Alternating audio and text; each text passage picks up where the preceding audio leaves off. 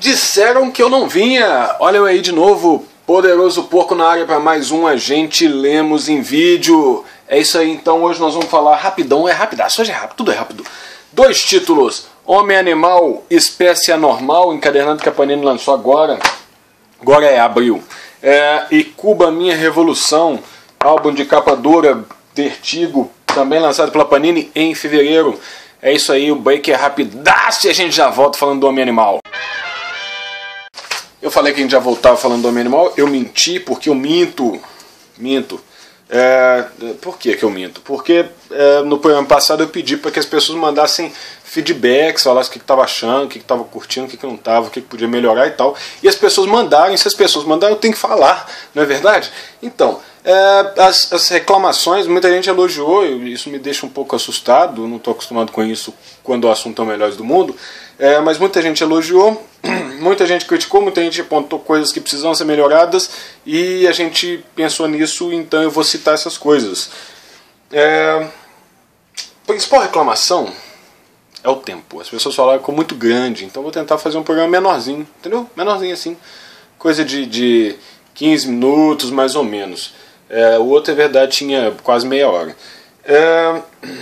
Também reclamaram do áudio, por exemplo, o H. Romeu Pinto, de Conceição do Mato Dentro, Minas Gerais, falou que não gosta desse áudio.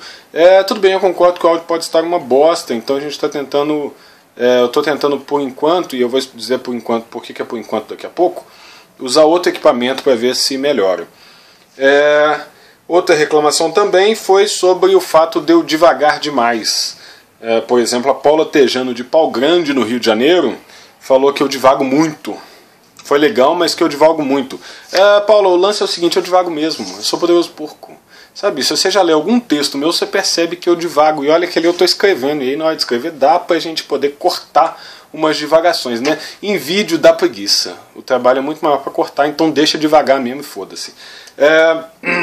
Sobre o áudio, teve gente também que reclamou da luz, falou para usar o microfone de lapela, falou para pegar uma câmera melhor, lá. Para isso precisa de dinheiro, não é verdade? Para isso precisa de dinheiro. Nesse momento eu estou usando uma câmera, naquele episódio eu usei uma câmera doméstica, né? Uma câmerazinha comum, vagabunda. Nesse eu estou usando outra coisa, estou usando a minha caixa materna, também conhecido como tablet, para ver se melhora e usando um segundo canal de áudio. Para ter um equipamento bacana, uma câmera assim, cinema, com um microfonezinho aqueles que aparecem assim quando a edição é mal feita, sabe aquele negócio? Então, para fazer aquilo precisa de verba. Eu pedi para a matriz do Melhores do Mundo verba para a gente fazer isso, para comprar o microfone, o caralho A4, estúdio, e vai vir. O dinheiro já está separado lá, é dinheiro diretamente da venda do livro do Melhores do Mundo. Então vai vir, pode ficar tranquilo. Então vamos para mais um break e a gente fala do Homem Animal. Negada, como eu estou tentando usar outros equipamentos para ver se melhora, para ver se fica mais legal aí, entre outras coisas eu estou usando uma nova iluminação que tá foda no olho, assim, sabe? Bate direto, não enxergo porra nenhuma. Então eu vou seguir aqui usando esse óculos e fazendo essa parada meio Felipe Neto.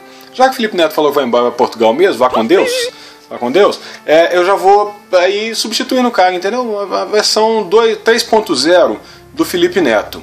Uma versão melhorada, uma versão melhor, maior e sem cortes. Uma versão mais masculina, de barba e tal, essas coisas. Mais cor. Então vamos lá, vamos tentar. E mais inteligente, mas isso deixa pra lá. Vamos começar então falando de Homem Animal, Espécie Anormal. Encadernado lançado pela Panini em abril desse ano. Tem 148 páginas, custa R$18,90. Jeff Lemire nos roteiros e uma caralhada de gente na arte. Essa história ela se passa depois do primeiro arco do Homem Animal nos 952, que foi escrito também pelo Lemire, e que mostra, entre outras coisas, como é que está o novo status do Homem Animal no universo DC. O que isso quer dizer? Quer dizer que agora o Homem Animal responde a uma das 3 forças que governam o mundo do universo DC. Quais são essas 3 forças, né? É o vermelho, também conhecido como a vida animal, a fauna. O verde, a vida florestal, ou a flora, e a podridão, que é a não vida de nenhum dos tipos. O Homem-Animal é meio que o campeão do vermelho, enquanto a filha dele, a Maxine, me parece com um avatar, uma governante, para mim, que não li o primeiro arco todo, né, eu parei lá pela metade, para mim é essa a impressão que dá lendo esse encadernado. O que está pegando? No final do primeiro arco, o Cliff, o filho do Homem-Animal, do Bud Baker, o Cliff Baker morreu em razão dos conflitos lá entre o vermelho, o verde e a podridão. E aí esse arco então começa tratando das consequências da morte do Cliff, né? E aí daí vai se desenrolar até que comece uma nova trama, né? Surge um novo problema, um novo clímax e tal. O Cliff morreu. O que esse encadernado então tem de legal? Primeiro, tratar dessa relação da vida do Bud pós a morte do Cliff, né? Quem lia o Homem-Animal na década de 80, 90 ali, na época da Liga Cômica, vai lembrar que sempre era um ponto importante o fato de que de que o Bud tinha família, né? Tem um episódio em que o Mestre dos Espelhos invade a casa dele e ele fica super preocupado logo depois que ele entra para a Liga. Então, isso era um ponto importante. O Lemire, então, vai pegar isso e vai fazer de novo desse laço familiar um ponto importante para a trama, né? Mostrar como é que o Bud, a Ellen, a Maxine estão se virando depois da morte do Cliff, né? E também como é que isso se desembola com o surgimento de um novo vilão, que também não é novo, é o retorno de um vilão, mas que não era do Homem-Animal. Como eu falei, antes disso, antes de eu falar da arte, esse novo status quo do Homem-Animal, o Avatar do Vermelho, pra mim soou meio estranho, assim, me deu um ar meio de Lanterna Verde, sabe? A gente tem os Guardiões do Vermelho lá, os Totens, que lembram um pouco os Guardiões dos Lanternas, né? Que são meio distantes, não estão tanto importando com coisas pequenas da vida humana, mas mesmo assim eles mandam no Bud. Me lembrou muito a tropa dos Lanternas Verdes, a formação da tropa, aquele tipo de coisa. Na arte, como eu falei, tem uma caralhada de desenhistas. E aí você tem desenhistas cuja arte é bem legal, tipo o primeiro cara aqui, que é o... Tá difícil enxergar com essa luz. Vocês não imaginam o quanto. Que é o Steve Pugh, que é bem legal, a arte dele é bem bacana. Ela funciona legal. Mas em compensação é seguida pela arte do Trevor Foreman, que é uma bosta. E aí, lendo isso, eu lembrei por que eu abandonei a leitura do primeiro arco, porque essa arte era muito ruim e não estava compensando pagar, porque o Homem-Animal estava saindo, se eu não me engano, no universo DC, né?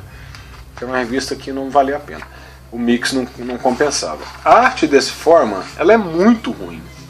Ele faz umas distorções estranhas, eu não sei se eu vou conseguir mostrar isso para vocês no vídeo, mas o pior de tudo para mim são os cenários que ele desenha. E olha que eu não reparo o cenário, geralmente eu não presto atenção no cenário, só que ele faz uns cenários desenhados assim em programa de arquitetura, sabe, de projeto arquitetônico, tipo SketchUp da vida. Então é tudo muito anguloso, muito claro, muito sem sombra, assim, muito pobre. As coisas, então, por exemplo, você tem uma prateleira, uma série de prateleiras, né? E elas são todas iguais, porque ele desenhou uma vez e aí mandou copiar o desenho no programa. É muito ruim, a arte dele é muito ruim. Ele faz umas picaretagens, deixa eu ver se eu acho aqui pra vocês, de repetir o desenho e distorcer o fundo, enfim, ele é metido a desenhista de terror. E aí o terror dele... Olha essa página dupla. Ela é horrível em vários sentidos. Primeiro porque a gente já viu esse desenho lá atrás num quadrinho. Aqui ele está só reproduzido e esticado. E segundo que, olha, que fundo pobre, sabe? O fundo aqui também veio de outro lugar e foi distorcido. Ele desenha como eu uso o Photoshop. Eu não sei usar o Photoshop. Eu não sou pago para usar o Photoshop. Eu uso mal. Mas ele é muito ruim. Em contrapartida a outros desenhistas muito bons, como quando começa a história propriamente dita, né? A espécie anormal. O primeiro desenhista é um cara muito legal, que está desenhando um filme que o Bud fez, né? Vocês lembram que o Bud é ator de cinema? E é um desenho bem bacana. Inclusive nessa história, quando começa o espécie anormal, o Lemire usa um recurso que a gente já viu. Quem acompanha o Inescrito, né, vai se lembrar daquela parada de contar a história através de tweets, de posts de blog, de discussões de fóruns de internet. O Lemire usa esse recurso que a gente já viu no Inescrito, mas que é muito legal porque propicia uma imersão muito doida, né? Tem até um dos personagens que só existe em Twitch, é um leitor do Melhores do Mundo. Então é isso. Homem Animal. Eu não estava pondo fé nesse encadernado porque eu achei que eu ia ficar boiando, né? Aí o réu falou lá no QG um dia, falou que era muito legal, que valia a pena. Aí eu resolvi me arriscar e não me arrependo. É uma HQ boa, recomendo. Diverte, né? Como diria o Ultra. É boa para uma cagada, ou várias. Depende da velocidade que você lê. E é isso aí. Homem Animal, espécie anormal. Tá recomendado. Vamos dar um rápido intervalo. Só um negocinho daquela girada. E aí a gente já volta para falar da próxima HQ de hoje. Vai! Voltamos! E agora para falar de uma HQ da Vertigo. Ou da Vertigo, como você queira falar. Cuba, Minha Revolução. Roteiros da Inverna Lopes. Lopes. Tem um CK aqui, eu vou falar Lopes mesmo, foda-se. Arte do Dean Haspel e cores do José Villarrubia. Essa HQ é uma HQ, como eu falei, da Vertigo. Opa, deixa eu dar as informações aqui. Deixa eu jogar a fichinha fora, vamos tornar a fichinha. Cuba, Minha Revolução foi lançado em fevereiro desse ano, 2014. Tem 144 páginas, capa dura e custa R$48, 48 redondo. Quando eu vi essa HQ, achei bonita essa capa, assim. Me interessei pelo tema, queria muito ler, mas achei caro. R$48 é meio salgadinho, assim, para uma HQ para ser comprada no escuro. Aí calhou do Afonso Andrade me emprestar. Agradeço muito, Afonso, você me fez economizar os R$50. Porque Cuba, já vou falar no papo reto, não vale os R$48. Cuba, Minha Revolução. Do que se trata a HQ? Nessa história, a gente acompanha a história de uma moça, uma cubana, chamada Sônia, no período da Revolução Castrista. Difícil falar isso com essa língua. Da Revolução Castrista, lá em Cuba, que depôs o Fulgêncio Batista, né? A Sônia é uma garota de 17 anos que quer ser artista, mas com a Revolução ela resolve estudar medicina para ajudar na Revolução. Faz parte do Exército Revolucionário, né? Voluntário no Exército Revolucionário. E a trama então mostra esse envolvimento dela com a Revolução até o momento em que ela se desilude com a Revolução e decide deixar Cuba. Parece legal, né? É uma premissa bacana. Só que o Afonso me disse uma coisa quando ele me emprestou essa HQ e eu concordo muito com ele, que é o seguinte. Aparentemente tudo que chega pra gente de Cuba vem com um véu cobrindo, que na melhor das hipóteses você lê ou assiste ou ouve com algumas ressalvas, dizendo, pô, será que foi assim mesmo? Será que não estão exagerando? Né? Ó, já vou dizer de cara, você não precisa nem abrir o álbum, para te chamar a atenção que é um produto da Vertigo, é um material que foi publicado lá fora pela Vertigo. Vertigo que é um selo da DC, DC que é uma empresa do grupo Time Warner, né?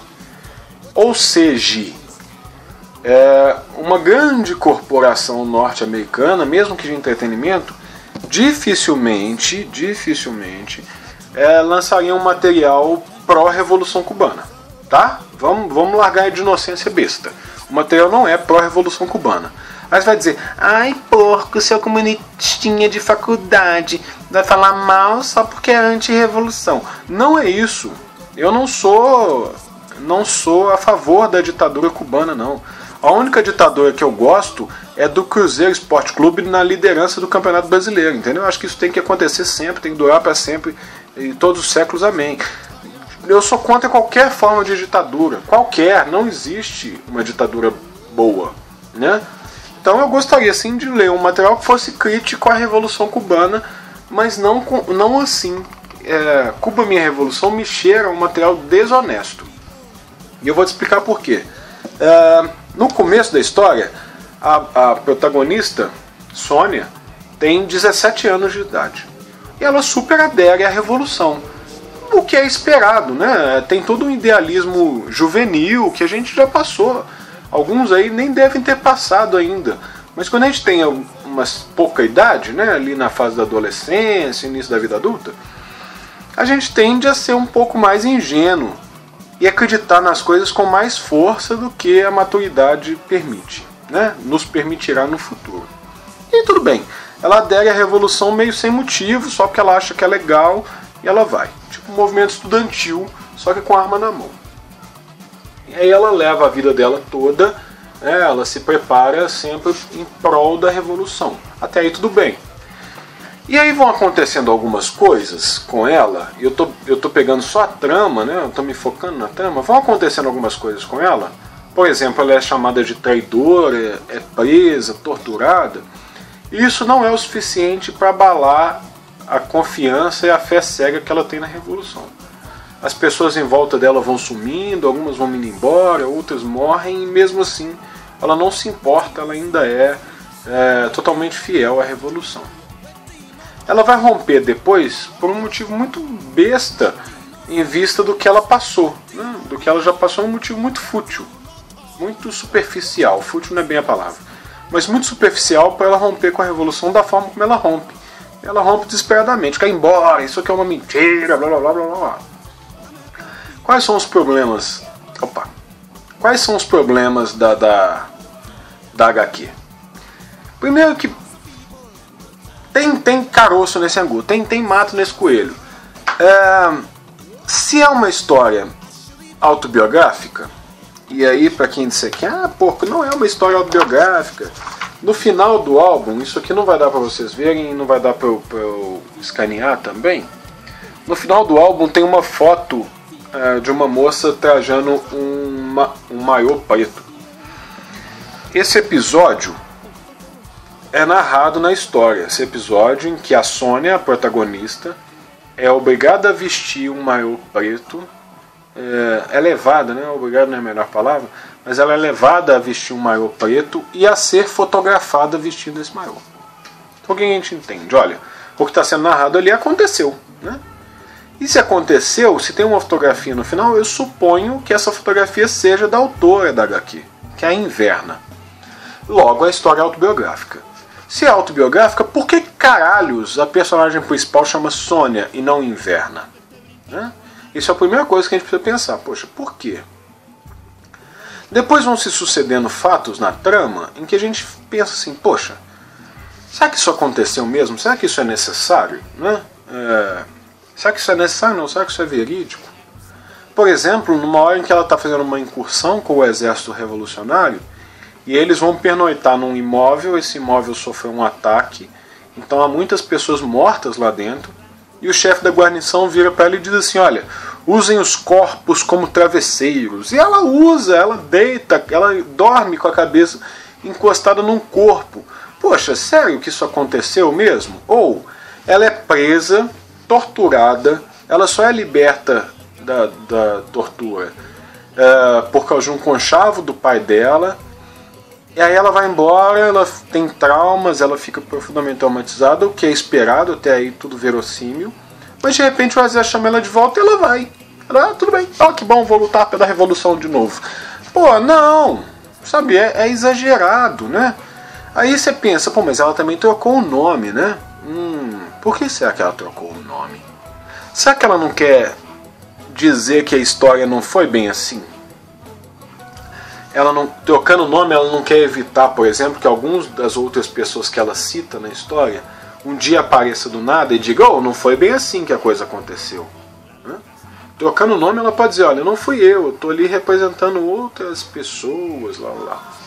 Enfim, fiquei suspeito, fiquei suspeitando do que eu estava vendo. Inclusive, é isso que eu estou aqui, vocês devem estar estranhando esse meu novo óculos, né?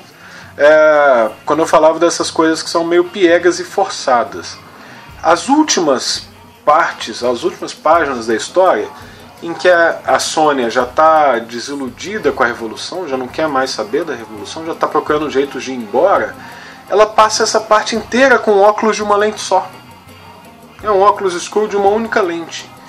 Porque com a Revolução parou-se de importar produtos americanos, né, norte-americanos, e passou a comprar só produtos soviéticos.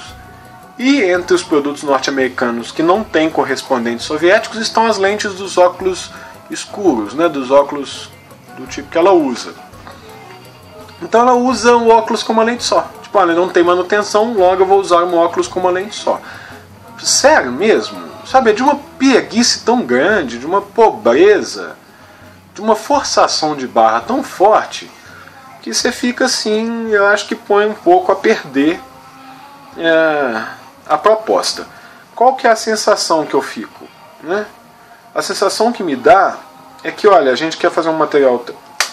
A Inverna é uma autora... Não estou desacreditando que ela tenha participado da Revolução, não. Estou dizendo que ela é uma... A hipótese que eu tenho, né? Que ela é uma cubana ressentida com a Revolução, pelos motivos que ela quiser, são sempre justos, né? Não sei se a gente pode criticar os motivos que alguém tem para não aderir a uma ideia, mas ela queria escrever um material criticando a Revolução, mas ela não queria parecer simplesmente uma hater da Revolução. Ela criou essa paradinha aí de quem se dedicou profundamente à Revolução e depois se desiludiu também profundamente e descobriu que a Revolução é uma bosta. Mas é forçado. É forçado. Eu acho que seria mais honesto se ela dissesse: olha, eu estava lá quando a Revolução estourou, nunca fui afim, ou eu fui afim da Revolução e eu participei da Revolução fazendo isso, isso e isso, e depois eu não gostava mais. Né? Eu gostaria de ler um material de Cuba, escrito por um cubano, que tivesse realmente interesses no que aconteceu com Cuba. E não alguém que está servindo a outros objetivos, né? Não fosse uma blogueira, que não fosse, enfim, uma blogueira de classe média, sustentada por outros estados. Não, eu gostaria de alguém, de um cubano, de sentir que eu estou lendo a história de uma pessoa real, contando fatos reais. Aqui eu não tenho essa sensação. Eu tenho a sensação de que eu estou lendo a história de alguém fictício, contando uma revolução com detalhes muito importantes, também fictícios. Outro fator que ajuda na pieguice que eu falava lá atrás são as cores do Vila Rúbia. As cores do Vila Rúbia se limitam a tons de vermelho sobre o cinza, né? Sobre o preto, branco e cinza. Isso aqui vai dar para vocês verem porque é só uma noção geral. Né? E que é super piega, sabe? A gente já está cansado disso. Esse recurso já foi usado lá pelo Spielberg quando ele fez Lista de Schindler, e que só serve para dar a mesma sensação de dramaticidade para a coisa, que me incomoda muito.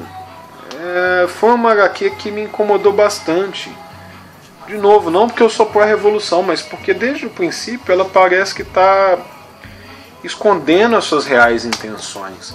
Sabe, não parece, sei lá, eu já vi coisas mais verdadeiras aí falando de momentos menos complicados. Então eu não gostei, não recomendo. Eu decidi já não dar mais notas nos reviews em vídeo, mas eu não recomendo, não vale os R$50. E não vale, se bobear, não vale nem baixar o scan. É uma HQ menor de um selo importante como o Vertigo. Pra vocês terem ideia, se essa história fosse tudo que ela se pretende, ela teria sido premiada em alguma coisa. Ela não tem nenhum prêmio. O Dean Haspiel, que desenha, tem um Eisner nas costas por um outro trabalho. mas Cuba Minha Revolução mesmo não ganhou nada. Para fechar, para falar da arte, antes de eu ir embora, a arte do Resp é bem legal, ela é uma arte mais angulosa, me lembra o meu Chegas Zé Aguiar, do folhetim. Uma arte bem angulosa, assim, bem raspada. Não sei se isso vai ficar claro na cabeça de vocês, mas na minha faz sentido. E ainda mais com esses tons de vermelho do Vila Rubem, me lembra mais ainda o Zé fazendo Vigor Mortis, que o volume 2 deve estar saindo. Então é isso aí. A tela vai girar mais uma vez e a gente se despede, beleza? É isso aí, negada. Então hoje nós falamos de Homem-Animal. Eu vou mostrar quem começou o vídeo pelo final. A gente falou de Homem-Animal Espécie Anormal, encadernado da Panini. E ainda Cuba Minha Revolução, também da Panini. Alguém tinha pedido que eu desse dicas, que eu dissesse qual o próximo material que deve entrar na resenha, né? Nesse momento, eu achei isso uma sugestão bacana. Nesse momento eu estou lendo Máquina de Armas. É um romance, não é quadrinho, ó. Muitas letrinhas. Um romance escrito pelo Warren Ellis, lançado pela Novo Século. Como é o Warren Ellis, tem a ver com quadrinho, talvez seja o tema da próxima resenha. Eu também estou relendo outras coisas aí, estou lendo Mortcinder, do Osterheld, e outras coisinhas assim, então algumas dessas coisas devem entrar. Na verdade eu também estou antecipando qual que é o próximo tema, que é para dar uma chance para o Diogo Braga e para o Afonso Solano, para eles fazerem um podcast do MRG sobre o mesmo tema que eu, antes de eu fazer o tema, entendeu? Beijo, Afonso, beijo, Diogo. Tô de olho em vocês, hein? Tô de olho. É isso aí, galera. O Agente Lemos em vídeo dá um tempo, volta daqui a uma semana ou 15 dias, não sei, o futuro a Deus pertence. E é isso aí, e eu me despeço feliz de vocês, sabendo que eu não torço para a seleção da Espanha. Um abraço e foi!